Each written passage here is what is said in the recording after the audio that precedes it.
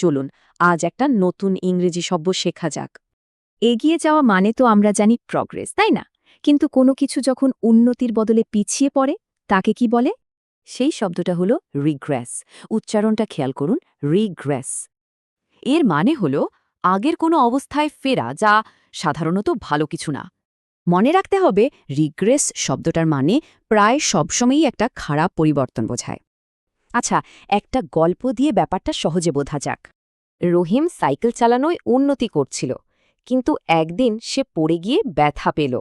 এই ঘটনার পর সে আবার আগের মতো সাইকেলকে ভয় পেতে শুরু করল। এটাই হলো রিগ্রেস করা। চলুন এবার বাস্তব জীবনের কিছু উদাহরণ দেখি। এখানে একটা কোম্পানি নতুন কিছু না করায় প্রতিযোগিতায় পিছিয়ে পড়েছে, মানে রিগ্রেস করেছে। চাপের মুখে একজন তার পুরনো অভ্যাসে ফিরে গেছে, এটাও এক ধরনের রিগ্রেস করা।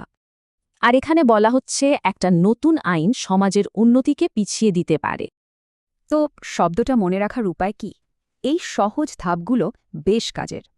এমন কোনো ঘটনার কথা কি ভাবা যায় যেখানে কোনো কিছু এগিয়ে গিয়েও আবার পিছিয়ে এসেছে? ভাবলে শব্দটা মনে থাকবে।